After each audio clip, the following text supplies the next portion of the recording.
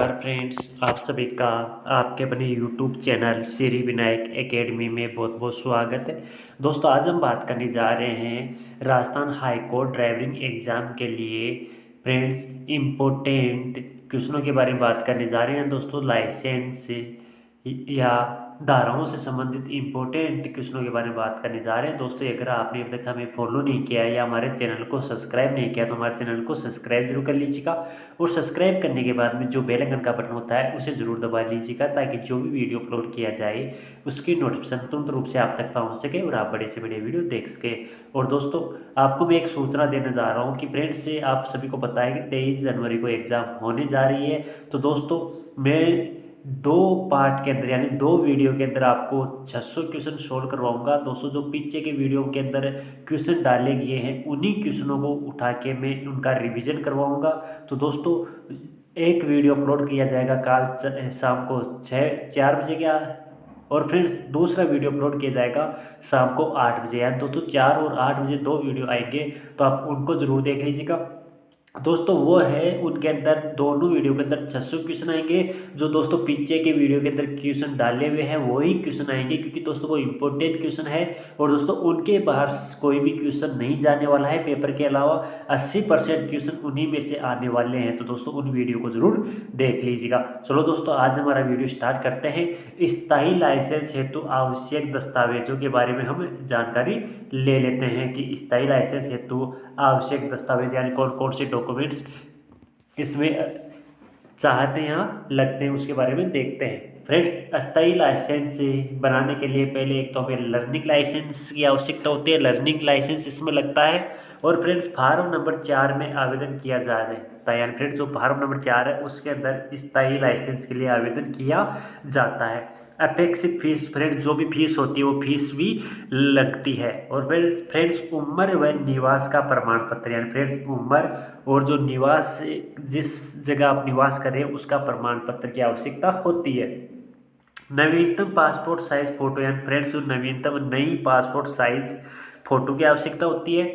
Form number 5 वाणिज्यिक licence हेतु आवश्यक वाहन की जिस श्रेणी के लिए आवेदन लाइसेंस चाहता है उस हेतु दस्तावेज की जांच के बाद उसका ड्राइविंग टेस्ट लिया जाता है। लाइसेंस स्थायी लाइसेंस के लिए उसका ड्राइविंग टेस्ट भी लिया जाता है। आगे देखते हैं। इस टेस्ट में ड्राइविंग निपुणता, वाहन से परिचित होने, यातायात नियमों के बारे में जानकारी से संबंधित परीक्षा ली जाती है। दोस्तों, यातायात से संबंधित जानकारी से संबंधित ही परीक्षा ली जाती है। आवेदन द्वारा ड्राइवर परीक्षा पास करने के उपरांत ही उसे स्थायी लाइसेंस दिया जाता है। दोस्तों, आवेदन ड्राइविंग है परीक्षा है उसको पास करने के बाद भी आवेदक को उसका लाइसेंस स्थायी लाइसेंस दिया जाता है। असफल होने की दशा में आवेदन को 7 दिन बाद ड्राइविंग टेस्ट पुनः भाग ले सकता है। दोस्तों, असफल यानी जो टेस्ट के अंदर फेल हो गया जो विद्यार्थी आवेदक है उसको 7 दिन बाद में दोबारा ड्राइविंग टेस्ट के अंदर पुनः भाग ले सकता है। अब फ्रेंड्स धाराओं से संबंधित देख लेते हैं कि धारा 3 चालन लाइसेंसिंग यानी दोस्तों धारा 3 चालन लाइसेंसिंग के बारे में देख लेते हैं। दोस्तों, इसका उपधारा है 1, कोई भी व्यक्ति सार्वजनिक स्थान पर मोटर यान तभी चला सकता है जब उसके पास प्रभावित चालन अनुज्ञप्ति हो जो यान चालन हेतु प्राधिकृत करते हुए उसे दी जाती है। आगे देख लेते हैं।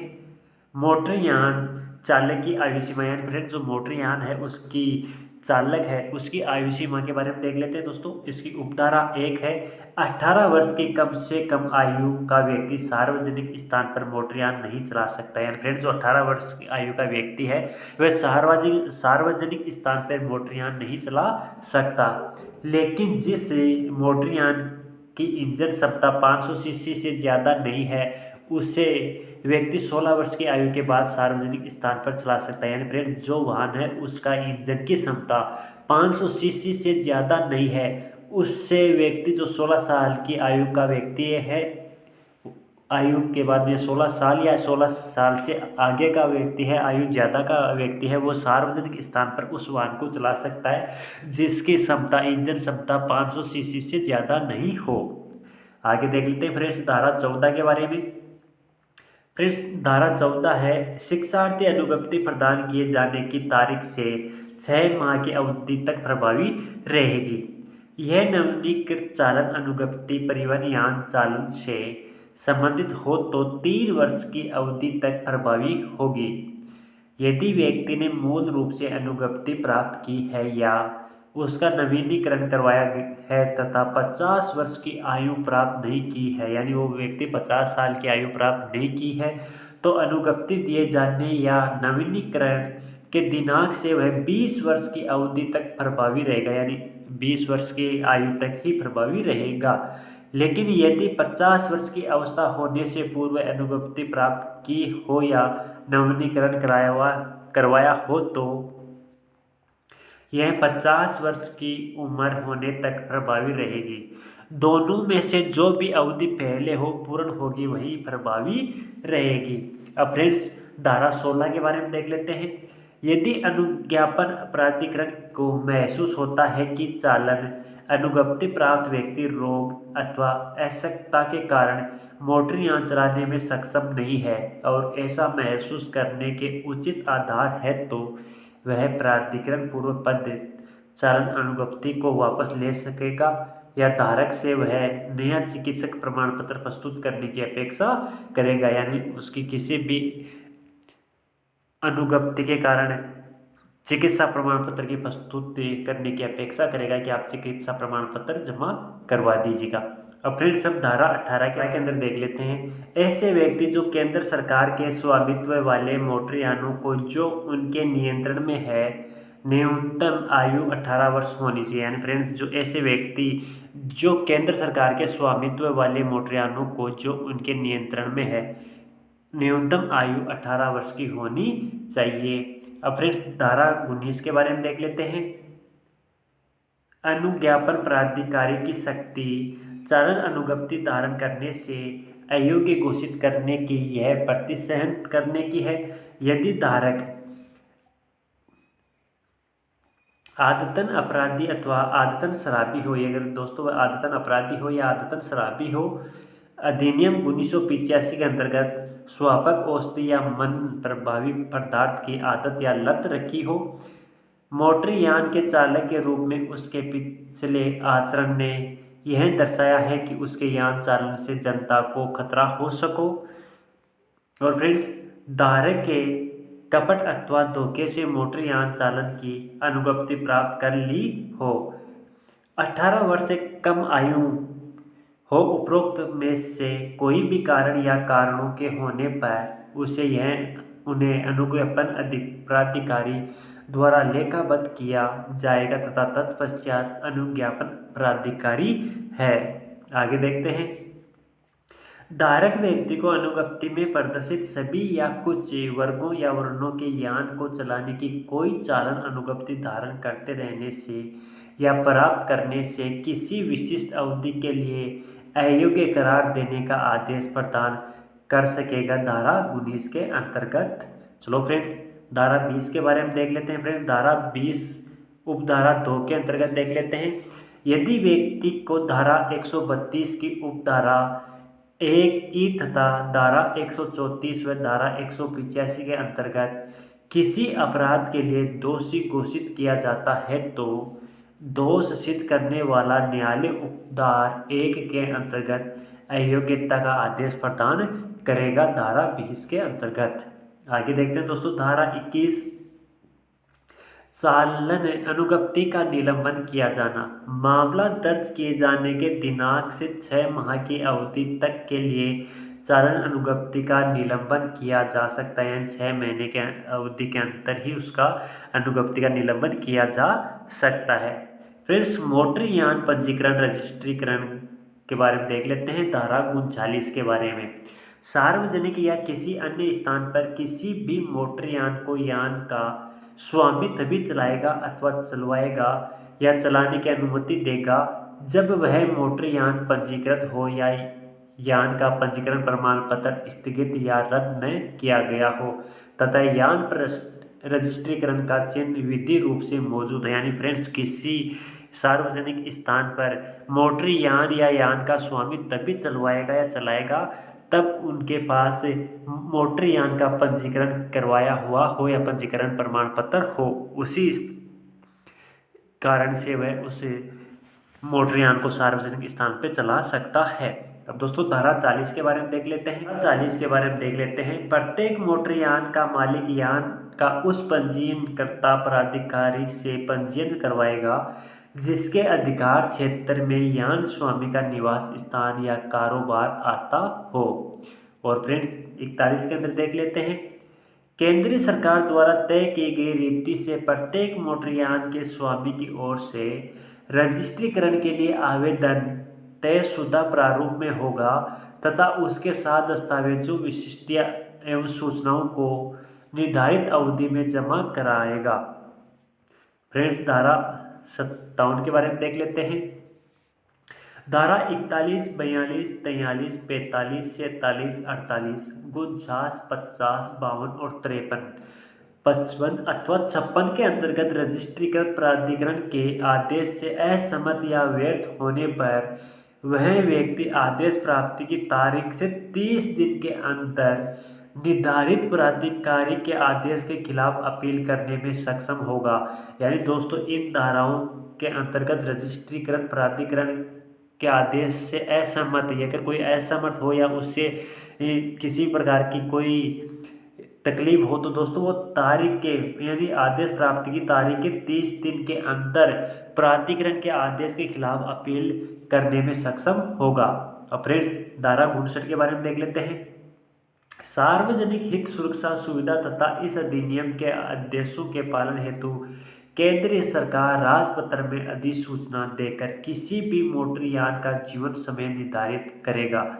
जीवन आरंभ का समय उस दिनांक से माना जाएगा जिस दिनांक को उसका विनिर्माण हुआ है, उसी दिन से उसका जीवन यान या जीवन समय निर्धारित किया जाएगा या उसी दिन से स्टार्ट माना जाएगा।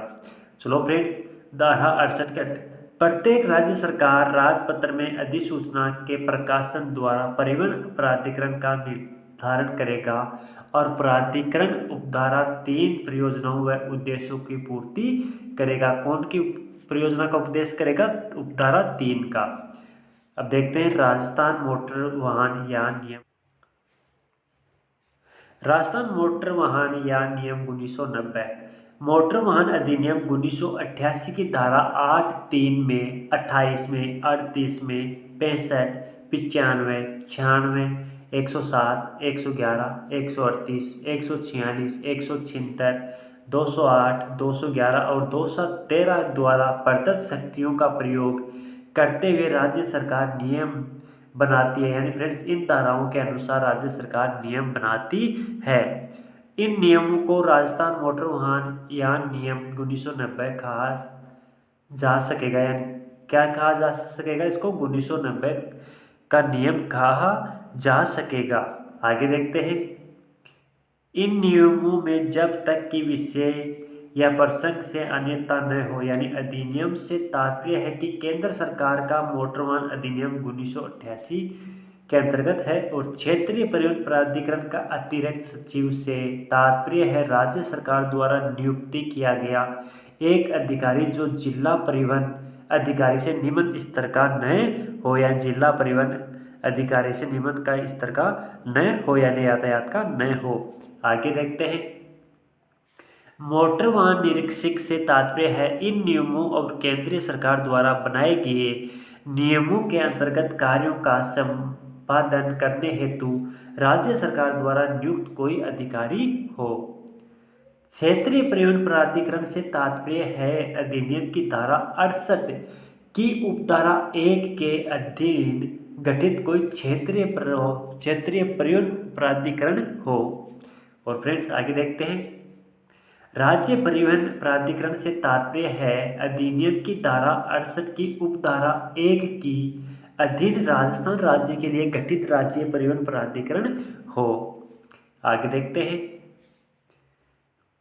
खो गए, नष्ट कर दिए गए लाइसेंस की सूचना। फ्रेंड्स खो दिया गया लाइसेंस या नष्ट कर दिया गया लाइसेंस की सूचना। यदि किसी समय लाइसेंस खो गया है, अगर दोस्तों आपका किसी भी समय में आपका लाइसेंस खो गया है या लाइसेंस नष्ट हो गया है, तो ऐसे लाइसेंस का धारक निम्नलिखित में से उस प्राधिकरण को जिसके क्षेत्राधिकारों में उसका समय निवास स्थान है तत्सम तथ्यों की सूचना प्रारूप RS-23 में या पत्र द्वारा उस प्रारूप में अपेक्षित प्रविवरणों को देते हुए और नियम 2.29 में दिए अनुसार दोहरे लाइसेंस की विहित फीस का सद्या करते हुए अपना लाइसेंस जो डुप्लीकेट लाइसेंस है वो ले सकता है। अब फ्रेंड्स मोटर यान का रजिस्ट्रीकरण के बारे में देख लेते हैं। विधिमान्य व्यापार प्रमाण पत्र धारण करने वाले किसी भी व्यापारी से अधिनियम की धारा 41 की उपधारा 3, 5 और 6 के अधीन रजिस्ट्रीकरण प्राधिकरण के रूप में सशक्त कर सकेगा। फ्रेंड्स ऐसे परिवहन वाहन जो उसके प्रथम रजिस्ट्रीकरण की दिनांक से 15 वर्ष पूरे कर लेते हैं पुनः रजिस्ट्रीकृत किए जाएंगे। कोई परिवहन यान उसके प्रथम रजिस्ट्रीकरण के दिनांक से 15 वर्ष के अवसान के पश्चात धारा 39 के प्रयोजनों के लिए तब तक विधिमान्य रूप से रजिस्ट्रीकृत नहीं समझा जाएगा। अब फ्रेंड्स मोटर यान प्रदूषण जांच केंद्र स्कीम 2005 के बारे में देख लेते हैं।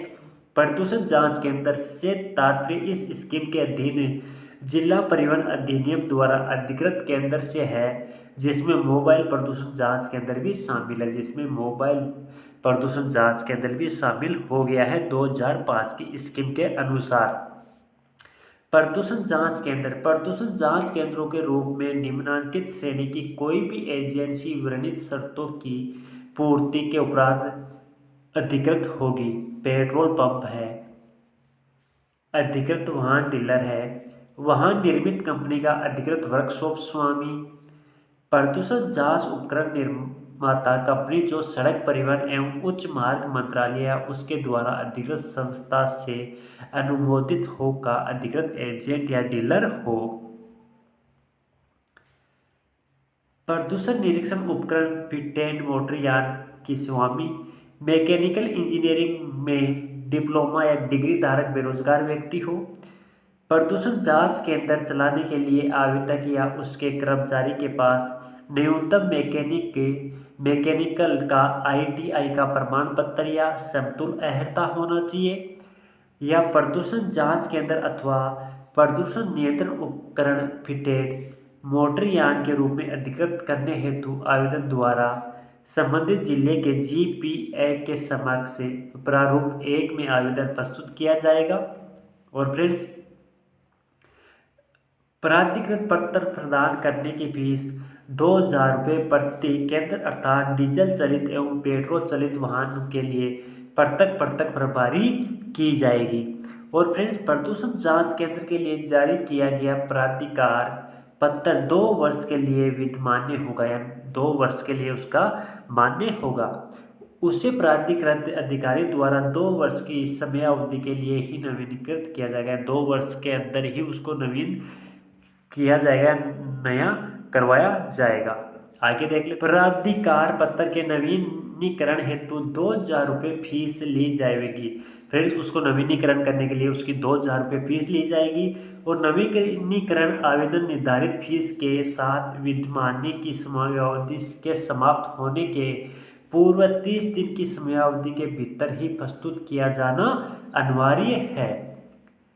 प्रदूषण जांच केंद्र को पूर्व में जारी प्राधिकार पत्र फट जाने या नष्ट हो जाने या खो जाने पर जांच केंद्र के स्वामी द्वारा 10 रुपये के स्टाम्प पेपर पर शपथ पत्र प्रस्तुत करने एवं 2000 रुपये फीस गिराने पर डुप्लीकेट पत्र जारी किया जाएगा। यानी दोस्तों अगर प्रदूषण जांच केंद्र है वो गुम जाता है या फट जाता है, किसी भी कारण से अगर वो नष्ट हो जाता है, तो दोस्तों उसको दोबारा डुप्लीकेट निकलाने के लिए 10 रुपये के स्टाम्प पेपर पर शपथ पत्र लिखकर और उसका 200 रुपये फीस जमा करवा कर हम डुप्लीकेट पत्र निकला सकते हैं, जारी किया जाएगा।